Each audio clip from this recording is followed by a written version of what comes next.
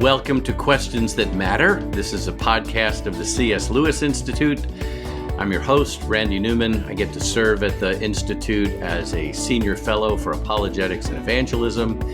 And I'm delighted today to have as my guests, return guests to Questions That Matter, Heather and Ashley Holleman with Seated and Sent Ministries. They've been here before talking about those two themes, but today we want to talk about the very important topic of conversation and how to be a better conversationalist, how to engage people in meaningful, respectful, dialogue-promoting, friendship-building conversations.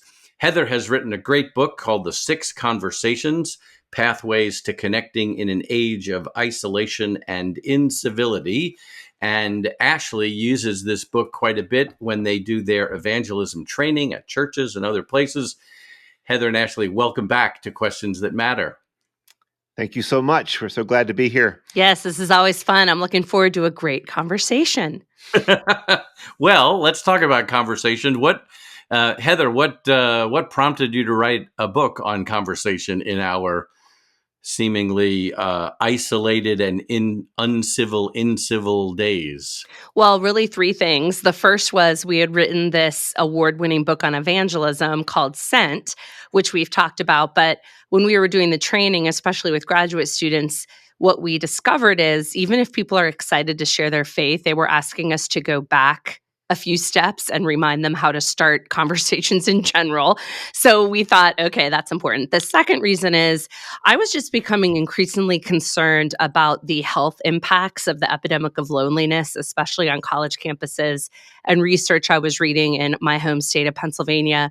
And if you've read the Surgeon General's report about loneliness that came out a couple months ago, I mean, you're increasing your chance of premature death by 29% if you're lonely. It's the same as, smoking 15 cigarettes a day.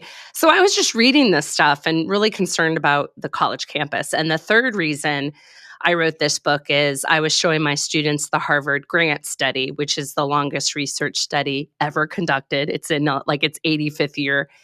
And that research is trying to answer the question, what's the number one determining factor of a happy life? And I was showing my students that the research shows that the number one determining factor of a happy life is warm connections with other people. And my students would say, well, how do we get those? How do we get those warm connections? So that began my journey, really trying to survey all the social science research I could to try to answer a very simple question. How do we have better conversations to foster the warm connections so vital for, helping our mental health, our physical health, and most importantly, our spiritual health? I should tell people Heather is an associate professor at Penn State, and Heather and Ashley both have been involved in student ministry for many years, decades. We were together with Cru, and so you've lived in this student world long enough to see some trends, some disturbing trends. And there are quite a few books that are being written about this. It's almost like all sorts of people from Christians, non-Christians, totally secular people saying, wait a minute, we're in an epidemic. This is really a crisis. Right. And lots of people are saying we need to reclaim conversation. That's the title of Sherry Turkle's book on this. Ashley, how do you see this connecting with evangelism? Yeah. So Heather mentioned this a little bit earlier, but I'll expand on it. Really, where we are today and just the whole realm of sharing our faith, at least in the U.S. and probably Western culture, is we have to start a few steps back. Just in maybe several decades ago, it was helpful just to share a presentation of the gospel and ask people to make a response to it. But nowadays, that's certainly good to do, and we want to get there, but we have to take several steps back. We have to take the conversations several steps back to get to there first. And that just takes a series of ongoing conversations and the ability to converse well. And so we, as part of our evangelism training, we train people in the art of conversation itself. And it also, what that also does is it helps set the expectation that well, God can do anything. He can move in a moment, of course, but it helps set the expectation. This is probably going to be a series of ongoing conversations with your neighbor, with your family members, with your coworkers, with your friends. And so that's the other thing that we do in this area of conversation, is help set the expectations of what evangelism even looks like. And then we give them the skills, or at least we try to give them the skills of becoming better conversationalists so that they can really win in this area. And then the other thing that we stress is the idea that competence leads to confidence. That as they get better, as we all get better in the area of conversation, we're going to have greater confidence as we go into those conversations, whether they're about really weighty things and good things like God, or maybe more surfacey things or easier things for some to talk about. Competence always leads to confidence. And so we stress those aspects when we train others in evangelism and sharing the Yeah. faith. Yeah. Good. So the three of us have talked about this quite a bit. So I'm feeling like, oh, wait a minute. I need to remember that some of the people listening to this podcast haven't been involved in our conversation. Right. So I do have to go back and say, but what I love about where we've landed a bunch of times is we want to have good conversations with people, not just manipulatively because that's a better way to get to the gospel. Right. It's so much bigger and better than that. Every single person we meet is a person created in the image of God. And God has called us to love our neighbors. And conversation is just one of the very, very best ways of recognizing that image of Godness in people and to show love to our neighbors. And in a time of, if I can call it, conversational famine, just being a good listener and a good question asker will stand out for people. It's like, oh, people don't usually go there with me, or they don't ask those kinds of things. Yeah. So, yeah, absolutely. It's not just a means to a greater end. It is a great end in and of itself.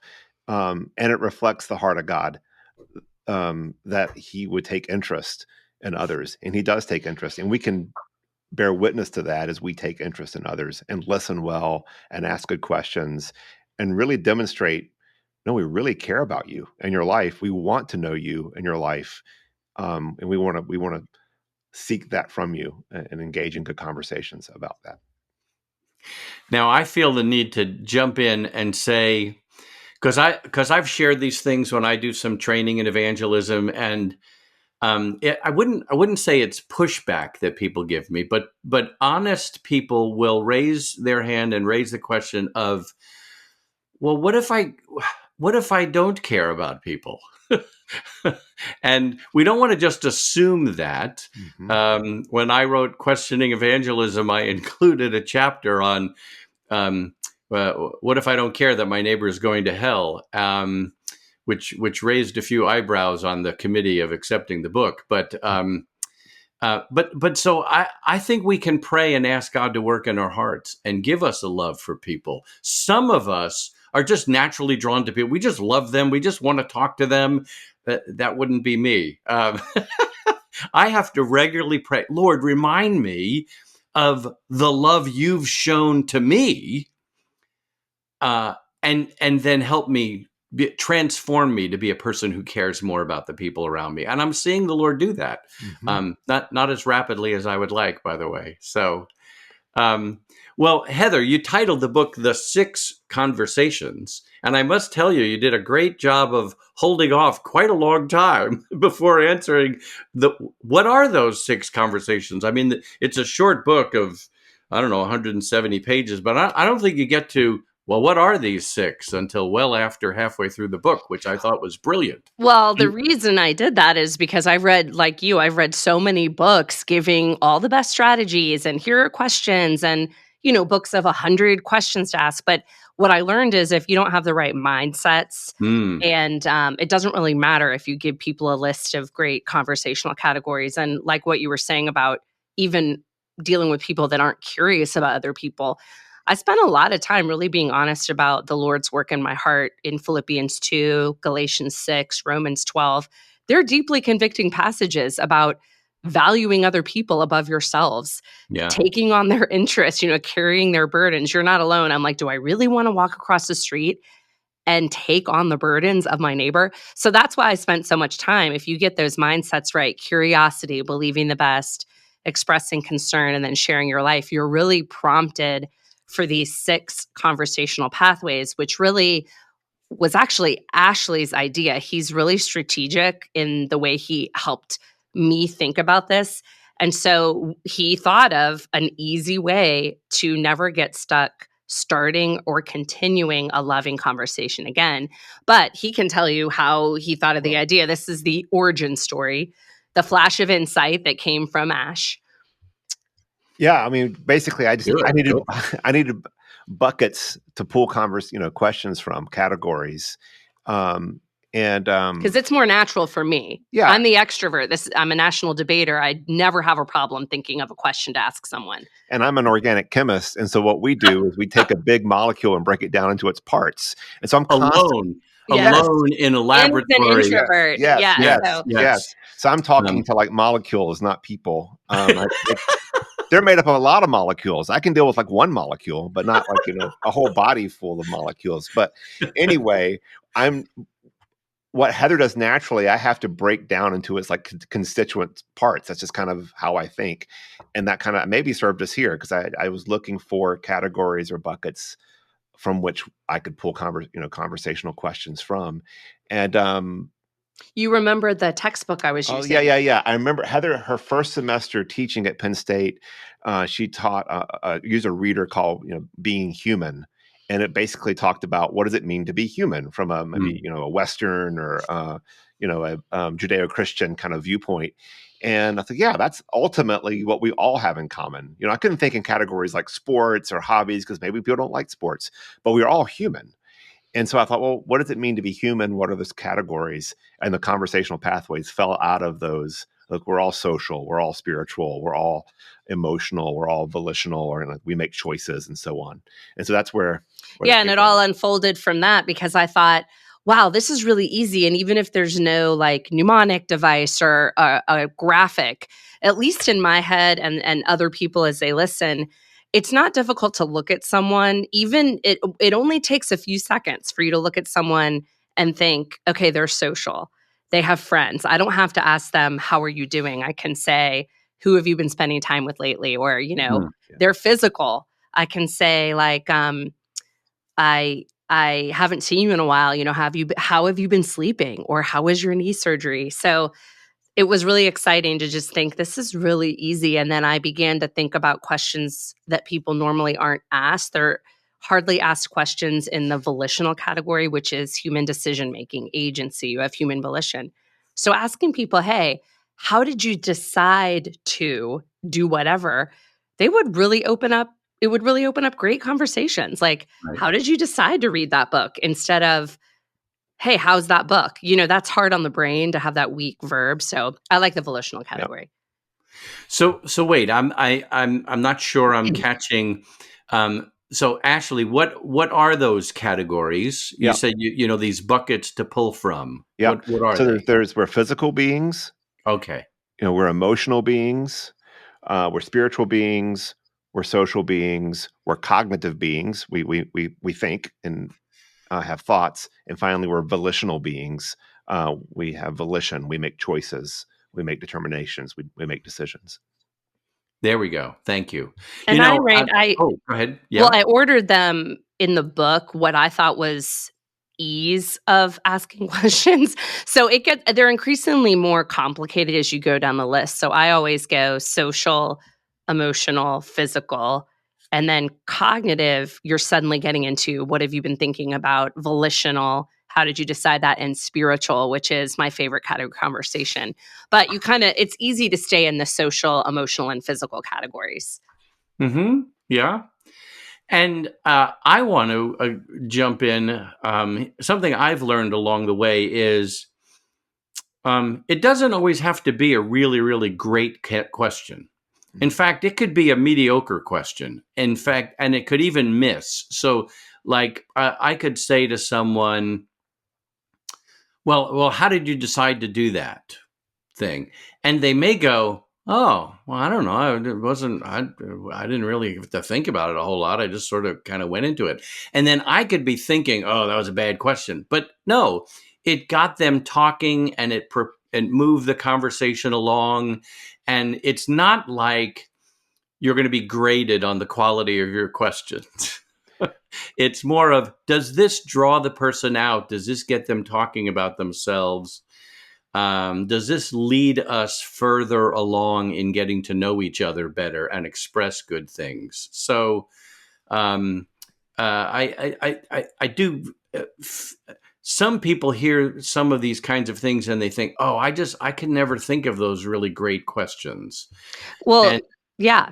And I want to say, well, they don't have to be great questions. Try an okay question and watch God use them. Yeah. Well, and the funny thing is, what I've learned is that you're absolutely right. There's no bad question. So in that example that you just gave, if I said, how'd you decide to, buy that dress or whatever, and they say, I don't know, I found it, I liked it, I bought it. Well, my next question will be, have you always been that way? Have you always been, I'd go to the cognitive. Have you always been someone who can really make quick decisions? Is your mind just like that? I'm a terrible decision maker. So I'm already sharing my life. And if they go, yeah, like when the time I was little, I never struggled with decision making.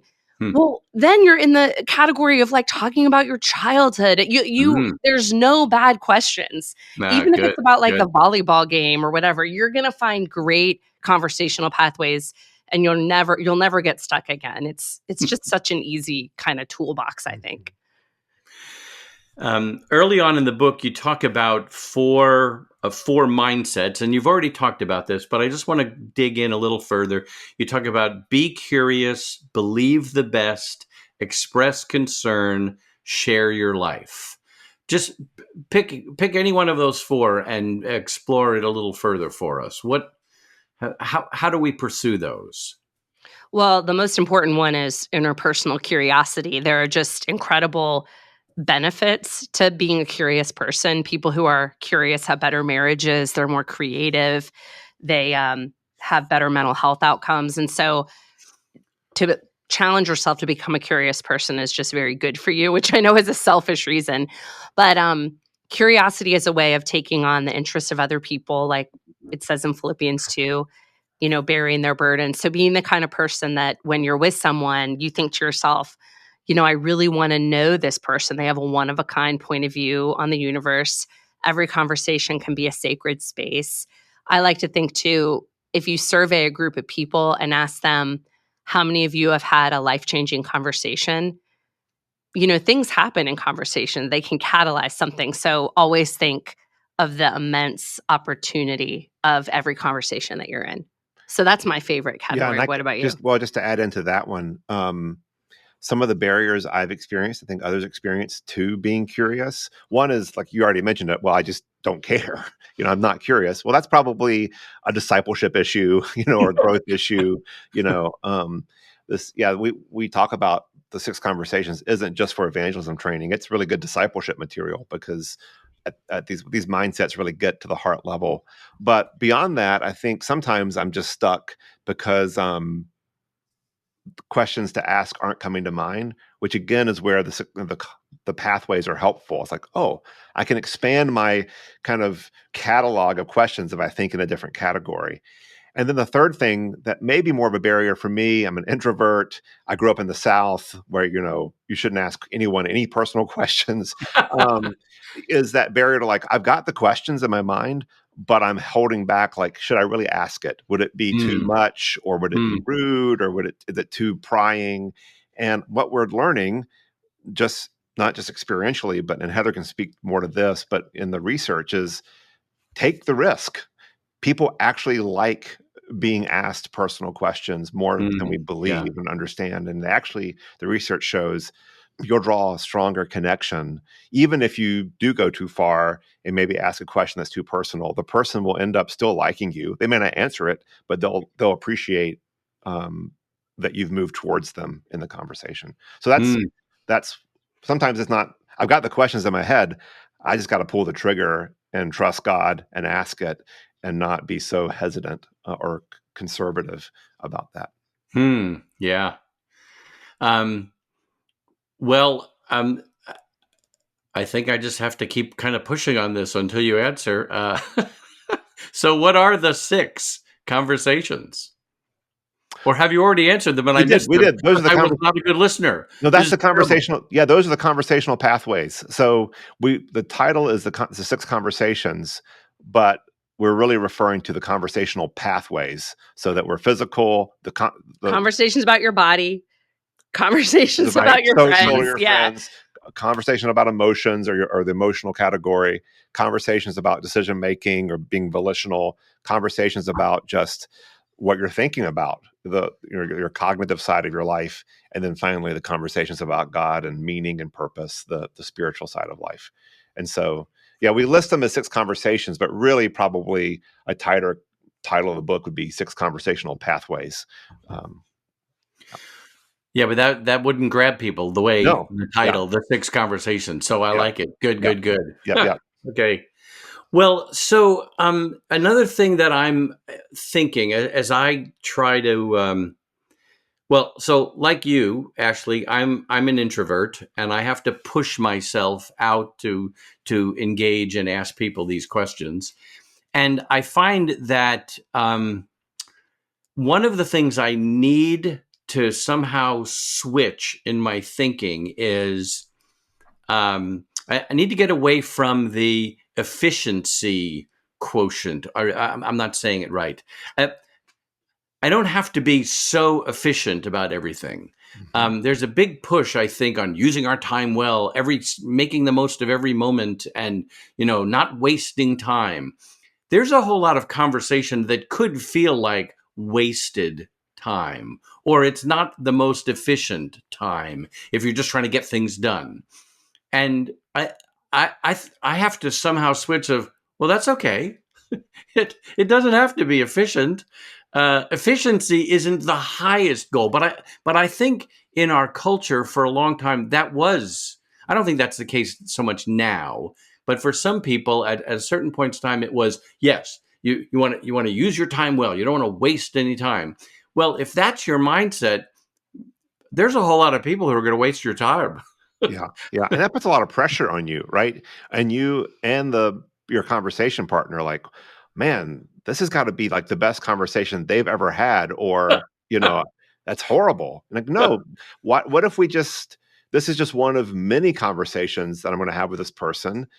I don't want to take it for granted, but I'm also like, this is not the final one. This is not the only one. Let's just see where it goes. And there's a lot of fun and a lot of just adventure and like seeing where the conversation will go. And maybe, I mean, I don't think we should grade ourselves in these things, but it's okay if it's a solid single. It doesn't have to be a home run every time. Maybe it's a Hmm. single. Maybe you, maybe you got to walk. That's okay. You'll have another conversation. Maybe the pitcher hits you. Maybe something bad happened. You'll have another conversation. So yeah, just relax. I think that's what I'm trying Yeah. to tell myself is just relax into the relationship, into the conversation, and just see where it goes. Beautiful things happen when I just let God kind of lead it. And I was like, how do we get here? I don't know, but I'm so glad we did. This is a great place. So Huh.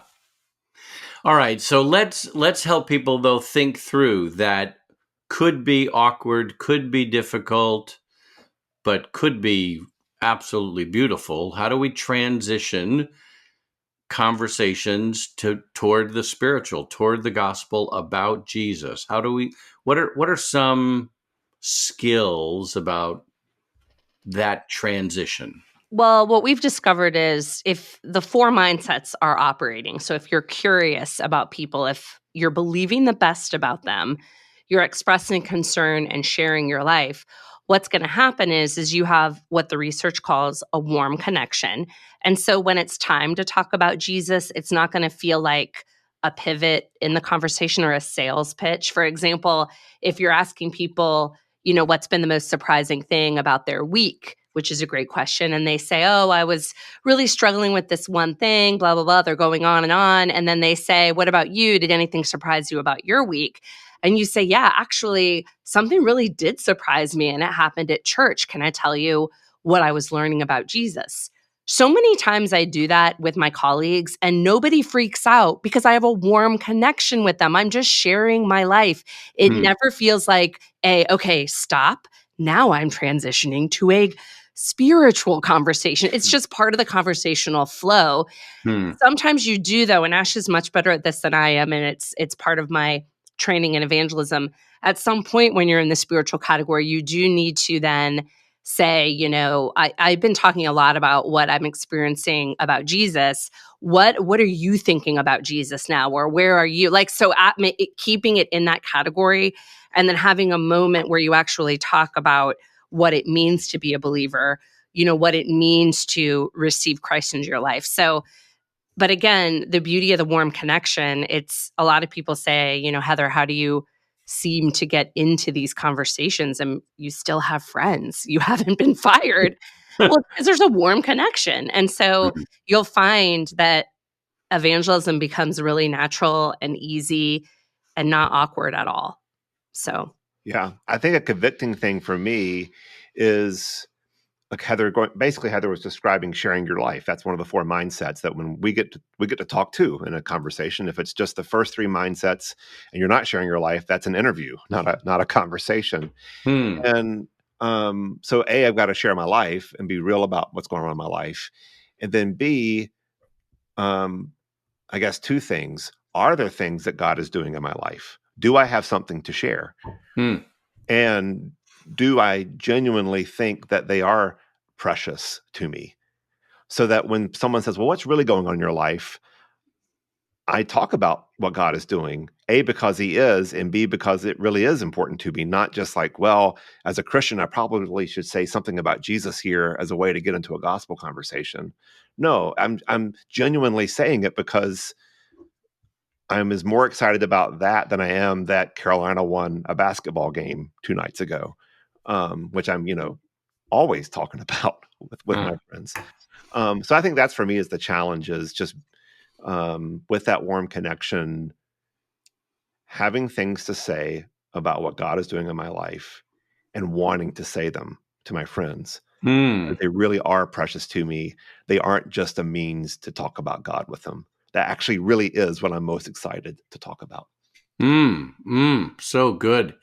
So I want to underline something you just said. You said, I want to talk about this, about what God is doing in my life because, you said two things, because he is, and that secondly, because that's important to me. And then I want to throw in a third of, and I've reflected on it. See, I think that's what some of us don't take the time to just be still and, okay, what is God doing in my life? Where do I see him? Or where is he working and I haven't seen him? But, he is there. That is a blessing. What am I grateful for? I forget where I just read this recently, but one of the enemies of gratitude is that we just become accustomed to to all the good things that God is doing in our life. And so we just take that for granted, and then we complain about anything that's also taking place. So yeah, we pray for like 5 months over something. It happens, and we take 30 seconds to say thank you. You're confirming my dream for my next book, which is my research on savoring and positive rumination and good. how bad we are at it. And this command to delight yourself in the Lord, it's really a lot more complicated than just making a gratitude list. No, this is one of the most important things Ash and I have been learning when we do workshops all over, is how convicting it is when we ask a group of people, even pastors, how is God at work? What story would you tell today of what he's doing in your life? And what theme does it connect to? So if your neighbor's really struggling with anxiety or fear, do you have a story ready of how God has worked in your heart in that way? And sometimes, I sat at a table where people said, I've never thought about this. I don't think about God this way. I don't know how he's working in my life. So that is a great area of development. And it's exciting to be the type of person who's always thinking like, okay, God, how are you working? Even passages of scripture that he's using in your life, because I love integrating God's word into conversation, because I feel like it has a special sacred, I don't know what the word is, I don't know what the right word is, but when I use it in conversation, I feel like God's word is living and active. It comes alive in a special way in someone's heart. And oftentimes they'll ask me about things I've read in the Bible, and but it's because I've thought a lot about it and think about the passages that he's using in my life. So, Yeah. I think it was on a podcast that I was listening to called The Hidden Brain. I don't know if you know yes, that yes. podcast. It was with NPR. Now it's kind of a standalone. And it was this whole thing about enemies of gratitude. I think they were doing it right before Thanksgiving. And it was this idea of taking things for granted. And the illustration that they used was, we've gotten so used to air travel. We just take it for granted that we get on this big hunk of metal and it takes us off and we fly hundreds, thousands of miles. And so we've just taken that so for granted that now the only thing we're doing is complaining if they're 2 minutes late. Hey, they said we were taking off at 1:32. It's 1:34. I got to be somewhere. And so the last time I flew, which was just recently, this is really rather amazing. We can Yeah. get Yeah, on this truly. big hunk of metal, and in a few hours, I mean, if I was walking, it would take me, I could tell this, my phone tells me this would take me 34 days to walk. And if I was driving, it would take me 34 hours, but it's going to take me 3 hours. Boom. So I think the more we can cultivate that mindset of seeing God's blessings and his greatness all around us, then you're right. It will spill over into these everyday conversations that we have. Marveling. And then you're marveling, which the research shows is one of the most joyful and healthy brain states. When you're marveling with someone and in awe, you're closer and you're less depressed. Closer to people, less depressed. So we need to bring this to a close, but I'm really hoping this is helpful for our listeners and viewers. The idea of engaging in conversations, it's good for us, it's good for them. It really helps us recognize and celebrate that God has created people in his image. It's a way for us to extend love and concern for people in a world and a culture that's really starving for that now. Any last things you want to mention as we bring this to a close? I'll just one 30-second story. I was Yeah, in the take a Bojangles. whole minute. I was in a whole minute. Oh, good. I'll tell the long version. No, I was in Bojangles in Charlotte about 2 years ago, right after COVID was kind of coming out of COVID. I was the only customer in there. So the manager comes up to talk to me, and I had been realizing that he is really this dynamic, energetic, in a good way, loud manager. I'm hearing him manage his team, and he comes over just to check on me, and we're talking. And I'm asking, this stuff is fresh in my mind, and I'm asking these questions and these mindsets. And he starts sharing with me all the deep things that are happening with his management, with his team at this Bojangles. And he just stops and says, "Wait a minute, why am I telling you all this? I don't even know who you are." And I said, "Well, I think what is happening is that God is creating a warm connection between the two of us." Whoa, And he was like, nice. "Yeah, I like that." And so anyway, I love that. That's what I think of when I think what could happen in this next conversation. I think of my friend in that restaurant and the moment that we had together, simply because we were believing the best, we were being curious, we were sharing our life, and going through the conversational pathways that we talk about in 6 conversations. Nice. Heather, any last thoughts there? Well, when you were talking about pushback from the audience, when you were talking about how people were like, what if I don't care about people? The other pushback we get, the last thing I'll say is this idea of, is it biblical to believe the best about people? When you look at Romans 12, what if there are people that vote for the wrong political candidate or have views that you think are morally reprehensible? Like, you really think these people are evil? So I have Christians saying that to me, like, this isn't biblical, where I'm going to hate these people. Well, 2 things. Number 1, if you read Romans 12, there's no kind of constraints on what it means to bless those who persecute you. value others above yourselves, that kind of thing. Number two, it's clear that our battle is not against flesh and blood. People are not the enemy. Satan is the enemy. Those two principles have really helped me. And to think through, your job is not to win an argument when you're talking to someone. Your job is to love them, learn from them, believe the best. So my neighbors who vote for a different political candidate or believe things I don't believe, instead of arguing with them, I'll say to them, I can tell you care so passionately about this issue. I would love to know the story about when you started to care about this. That is the realm of narrative. You're out of the realm of argument. That is what you want. You'll have a warm connection. And the research shows people are more likely to change their mind when there's a warm connection like that. So if you're interested in helping people believe different things politically, your best chance is the warm connection, not coming at people with hatred and an argument. Boy, that's really important. I'm sorry to hear that that's the feedback you get, but I'm not the least bit surprised. Right. It's not been a lot, just a few radio interviews and a couple of emails. So yeah.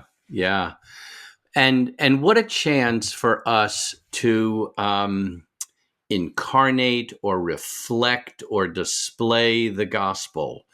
I mean, in a certain sense, we're all reprehensible. We're all terrible rebels against God. And still, he chose to send his son to die for us. His love is not conditioned by how good we are. It's the exact opposite. He loves us in spite of our sin, or while we were yet sinners, Christ died for us. So we are the people who can reflect that kind of, no, I disagree with pretty much everything you believe. You know what? I'm still going to care about you because I want to reflect a God who cares about me even when I have sinned against him. So that's right. That's good. That's applying the gospel to these interpersonal connections. And Amen. I like that. What a great opportunity we have to shine like lights in a dark and perverse generation, as it says in the New Testament. Well, also, Heather and Ashley, thank you for joining me again. Welcome back to Questions That Matter. To our listeners and viewers, we really hope this has been helpful for you as you connect with the people that God has sovereignly placed around you, even the difficult ones. May he use this podcast, all our materials at our website to help you grow in your love for God and your love for others. Thanks.